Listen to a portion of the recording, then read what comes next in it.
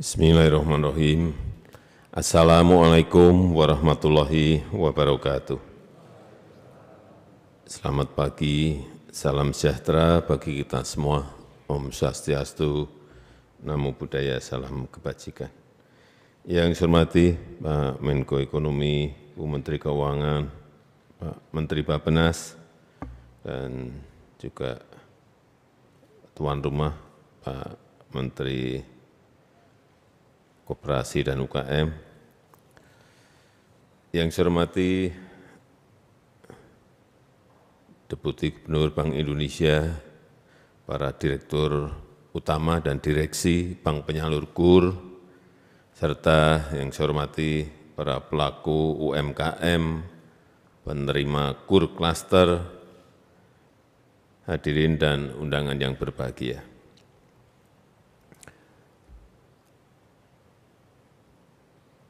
Saya tidak menakut-nakuti, hanya mengingatkan bahwa tantangan ekonomi yang kita hadapi ke depan itu tidak semakin mudah. Tahun depan, ini tinggal 2 minggu, kita masih bukan Indonesia ya, dunia masih dihantui oleh pandemi COVID, masih dihantui oleh ketidakpastian ekonomi global, situasi geopolitik yang juga tidak menentu. Yang ini bisa memicu krisis keuangan, krisis energi, krisis pangan, dan larinya pada resesi global. Tapi kita patut bersyukur, kemarin di kuartal ketiga ekonomi kita masih tumbuh 5,72%. Yang patut kita syukuri. Inflasi masih dikendalikan di 5,4%. Oleh sebab itu, peluang-peluang seperti ini, meskipun dunia sulit, Indonesia masih memiliki peluang untuk tumbuh, dan yang paling penting, ini pertumbuhan itu bisa menjaga daya beli masyarakat, membuka lapangan kerja yang seluas-luasnya, sektor real, utamanya UMKM juga masih bergerak dengan cepat. Saya tuh kalau malam lihat-lihat, senang saya. Warung-warung makan buka, restoran-restoran buka, ngantri rame, yang PKL di jalan juga rame, senang. Artinya daya beli itu ada, dan sekali lagi, ekonomi tetap tumbuh positif. Dan salah satu caranya adalah kita ingin terus memperkuat usaha mikro, usaha kecil, dan usaha menengah yang telah terbukti menjadi motor penggerak pertumbuhan ekonomi negara kita Indonesia.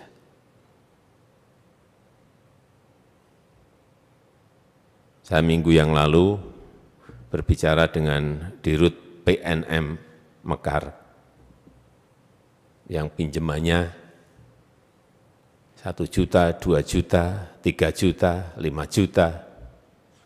Yang waktu kita mulai di 2016, itu nasabahnya mungkin baru 500.000. Hari ini sudah mencapai 13,5 juta orang.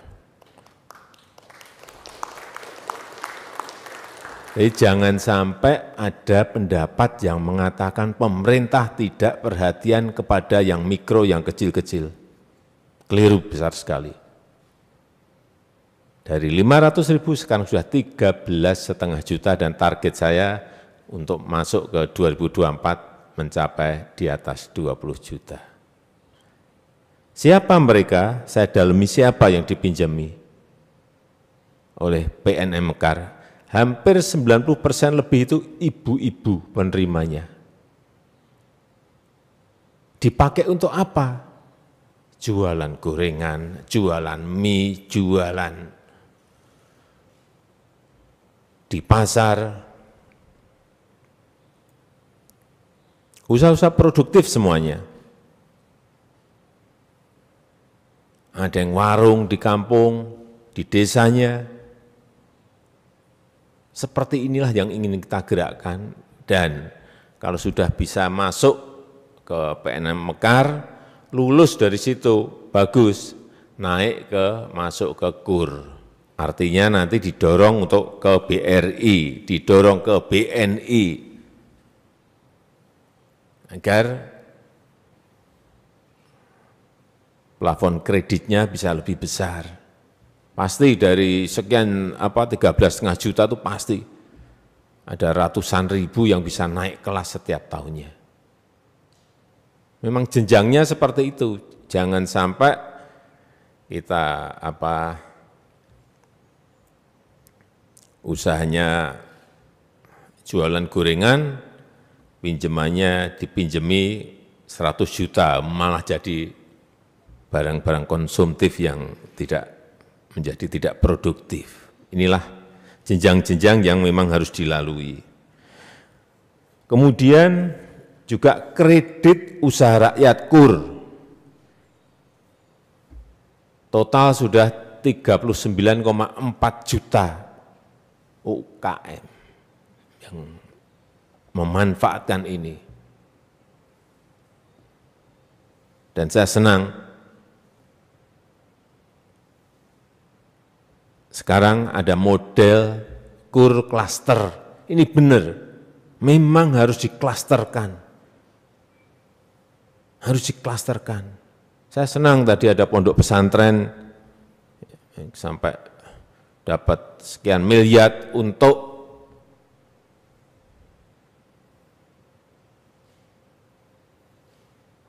urusan hortikultura. Dan sayurnya dibeli,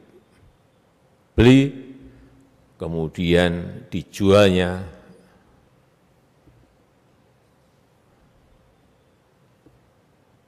lewat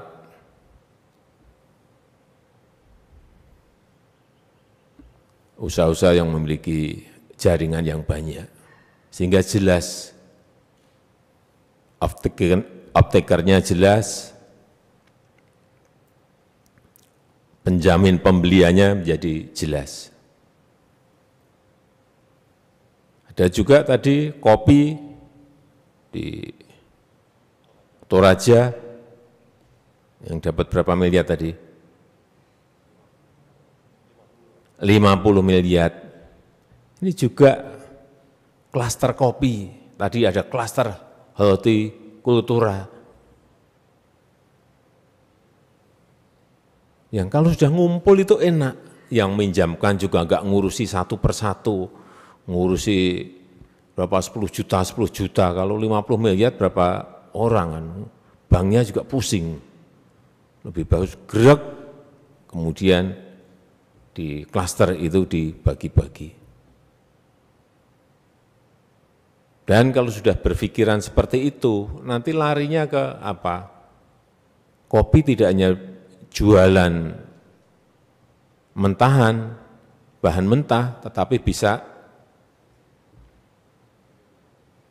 sudah menjadi barang setengah jadi atau barang jadi. Atau sekarang ini sudah banyak sekali yang saya lihat di daerah-daerah packagingnya sudah bagus, kemasannya sudah bagus. Jualnya akan lebih gampang.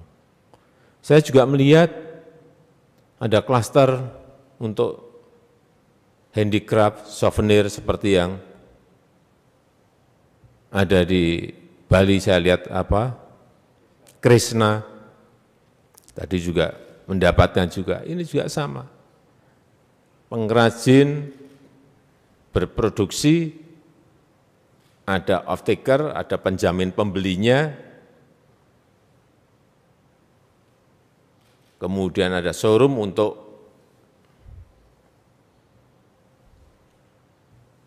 menjual barang-barang itu. Artinya dari produksi sampai masuk ke konsumen itu menjadi jelas.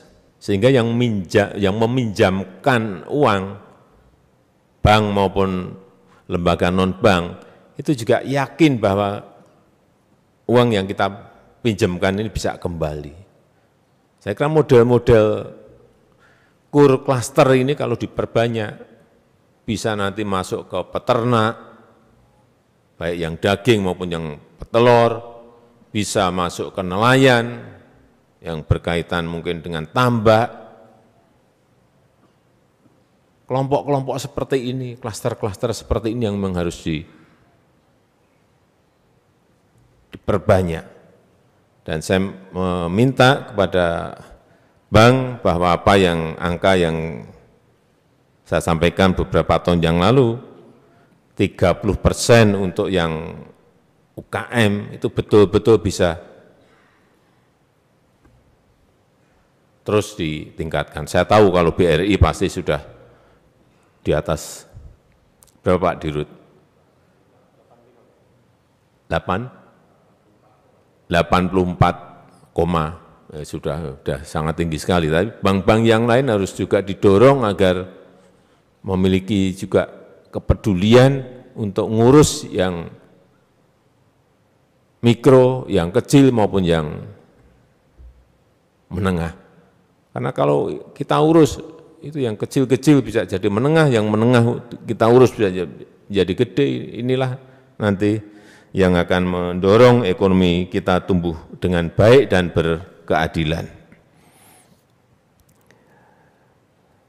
Saya rasa itu yang ingin saya sampaikan dalam kesempatan yang baik ini. Sekali lagi, program pembiayaan berbasis ekosistem ini akan sangat baik dan menghubungkan kelompok usaha dengan model agregasi, agregator, dan konsolidasi dengan para penjamin pembeli atau off-taker, dan kita harapkan betul-betul dapat menyerap barang yang sebanyak-banyaknya dari kelompok-kelompok yang ada dan mendapatkan kepastian pasar, menurunkan risiko kredit, pembiayaan usaha, dan dari lembaga-lembaga penyalur kur, utamanya bank. Dan sekali lagi, kur klaster ini dapat dilaksanakan di semua sektor, baik perkebunan rakyat, peternakan rakyat, perikanan rakyat, industri UMKM, dan usaha-usaha lain yang memiliki peluang pasar yang besar atau produk-produk unggulan di dalam negeri kita agar daya saing semuanya meningkat dan bisa masuk ke pasar global. Saya rasa itu yang ingin saya sampaikan. Dan terakhir, untuk agar fasilitas pinjaman yang ada dimanfaatkan sebaik-baiknya, dipastikan tepat sasaran, dan juga proses penyalurannya betul-betul transparan dan akuntabel. Saya rasa itu, terima kasih, saya tutup. Wassalamualaikum warahmatullahi wabarakatuh.